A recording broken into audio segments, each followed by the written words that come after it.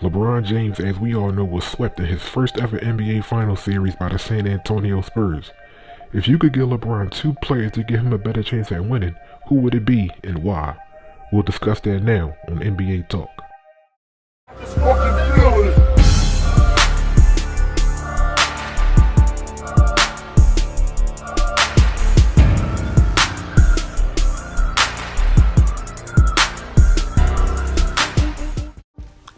What's good, YouTube? This is Procator back bringing a brand new series to the channel.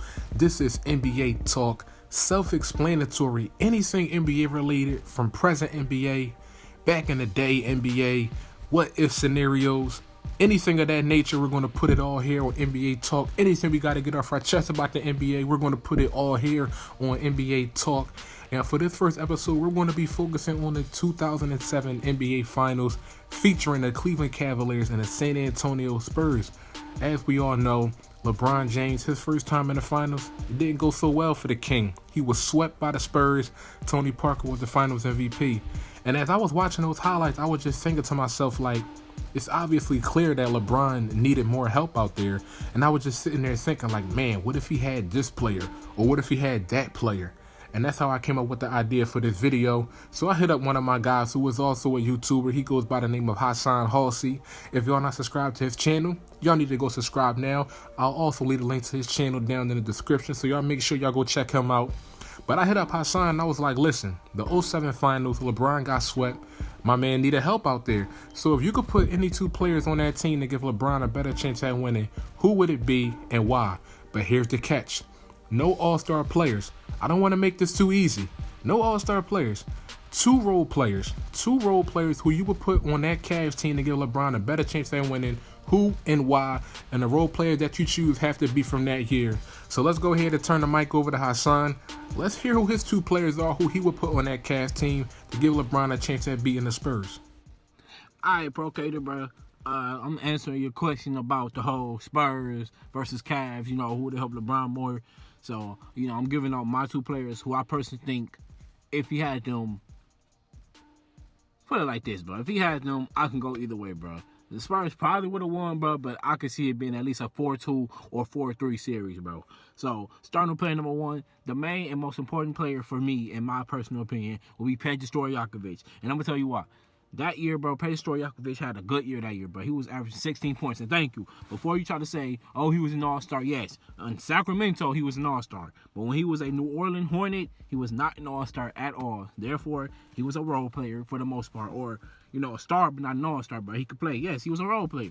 So, yes, he counts. He was shooting 40% that year, bro. 40% from the three-point line that year while he was averaging 16 points. That was a 3-and-D player that I personally think LeBron would have had, been perfect. Well, he'd have been great to, he would have been good to have or whatever, bro. If you watch LeBron's career like I have, you know that one of the best things about LeBron is, he's a bully ball player or whatever. One of the reasons, if you watch that finals, like I'm pretty sure, you have at least, you will know that the main reason they lost is because, they was daring him to shoot or whatever. And since he didn't have the space and like a couple of players were hitting shots, but for the most part, they weren't making shots, which is the reason why he averaged below 40%, like, in the finals or whatever, bro. Without that spacing, dog, he got exposed, bro. So you got to think, with Peja Stojakovic, a 3-and-D player, because this is also he was a good defender in his career. This is a 3-and-D player, bro. This helps out. This gives him the spacing. If you constantly double LeBron and he kicking the Page, your Page is not finna miss, bro. He might miss some, but overall, bro, put it like this. If he take 10 of those threes, he hitting 6, bro. And that's on everything, dog. You can't leave him open, bro. That man had a snipe.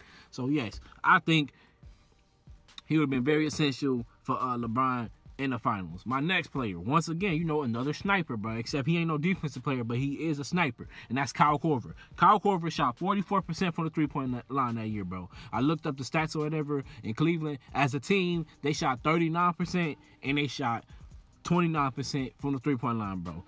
The only good shooters on that team was some man's name I can't pronounce, and Daniel Gibson, bro. He shot, I think he shot 36. Yes. So he shot 36, 37% from the three, bro.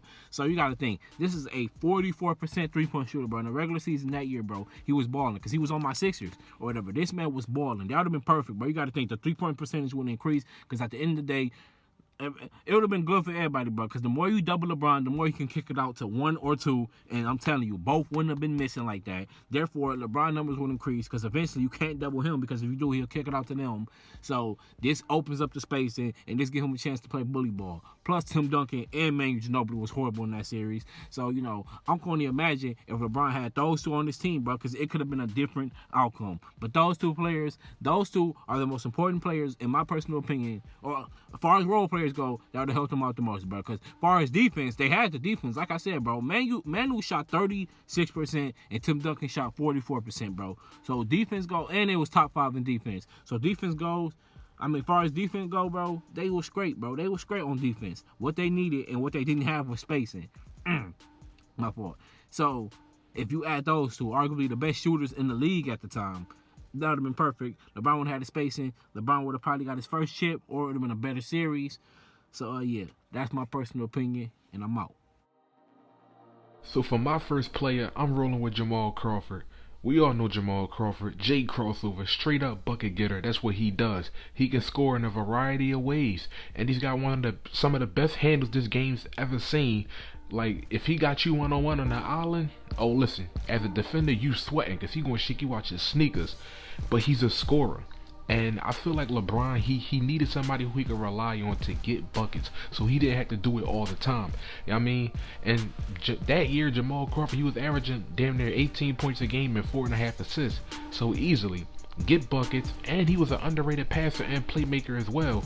You figure if he had Jamal Crawford, you could afford to give LeBron a couple minutes to rest because you knew you had Jamal out there who could get you buckets and get a couple assists here and there. I remember years ago, I was reading the Slam magazine, and LeBron was talking about the chemistry between him and Kyrie Irving, and LeBron was saying how we have a great combination where I take over the point guard duties and he handles the scoring. And if you paid attention to the Cavaliers, that's why they fed off each other like that. That's why they were such a good duo. Because when Kyrie first came in the NBA, from the jump, he was a scoring point guard. He was never your typical floor general type point guard to get everybody involved. His mindset was always get a bucket. So when LeBron came there, LeBron's always been a terrific playmaker and passer since the day he came in. So LeBron said, listen, let me be the point guard. You just focus on getting us a bucket when we need it. And that's how they meshed so perfectly. And I feel like Jamal Crawford, it would have been the same situation with Jamal Crawford where LeBron was like, listen, we need a bucket. We giving the ball to you, Jamal. And I remember LeBron was saying like how the Spurs are a big reason why my jump shot improved, because in the finals they went under every screen forcing me to shoot, and I wasn't comfortable shooting any jump shots. And plus, when LeBron went to the basket, they were sending 3 or 4 guys at him, and most of the time they would follow, send him to the line. And as we all know, LeBron isn't that good of a free throw shooter either. When it's crunch time and it's a close game, you got to be able to hit jump shots. It's a necessity. And again, like I was saying, he knows how to find open teammates. He can make plays for other guys as well. And you can go under screens with Jamal Crawford if you want. He gonna make you pay. And if he get hot, like when Jamal Crawford get hot, it's curtains for anybody who's guarding him. Now, for my second player, I'm taking Kirk Hinrich. I'm putting Kirk Hinrich on that Cavaliers team. Reason being, first of all, let's look at his stats from that year. He averaged 16.6 points per game, over 6 assists per game, 1.3 steals per game, and he was all NBA defense. He made all NBA defense second team that year. So, a good defender, and on offense, he averaged 16 points a game. Again, somebody else who can score. And Kirk Hinrich was a very good shooter. He shot 41% from 3 that year, and over the course of his career, he was a good 3-point shooter. He's a career 37% 3-point shooter. And Kirk Hinrich, he was all NBA defense. A great defender. Tim Duncan, he did alright, but those last 2 games of the finals, the Cavaliers, they really, I'm not gonna say shut him down, but his first 2 games of the finals compared to games 3 and 4, oh listen, they did a great job on Tim Duncan. Ginobili was averaging 17.5 points per game. Field goal percentage was terrible though. The main person they couldn't stop was Tony Parker. He averaged 24 a game and shot over 50% from the field. That was the one player they could not stop. And you figure Kirk Hinrich, he was all NBA defense. Because, you're not going to completely stop him. But if you found somebody who could minimize him just a little bit, it would have gave the Cavaliers a way better chance.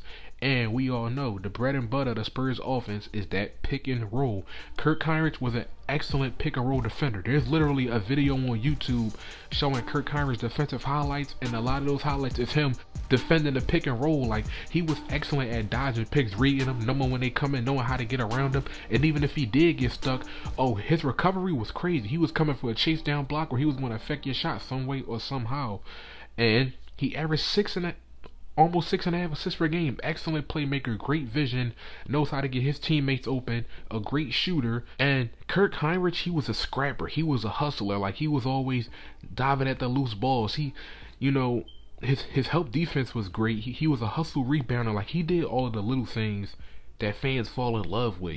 All the little things that don't pop up in the stat sheet. Kirk Hinrich did all of those things. I just feel like Crawford and Kirk Hinrich would have been perfect complements to LeBron and that Cavaliers team. And I'm not even going to say it would have been a better series. I'm going to go ahead and say the Cavs could have won.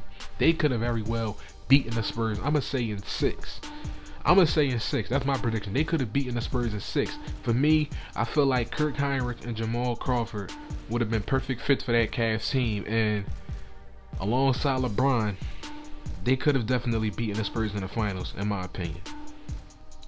Now, before we end this video, I want y'all to comment down below, what 2 role players would y'all put on that Cavaliers team to give LeBron a better chance at winning? Remember, no all-star players, and the players that you choose have to be from that year, 2006, 2007. Let us know down in the comments who you would put on that Cavs team to give LeBron a better chance at winning, who and why. And also, don't forget to like this video, subscribe if you're new, share this, and be on the lookout for more NBA talk. We're out of here.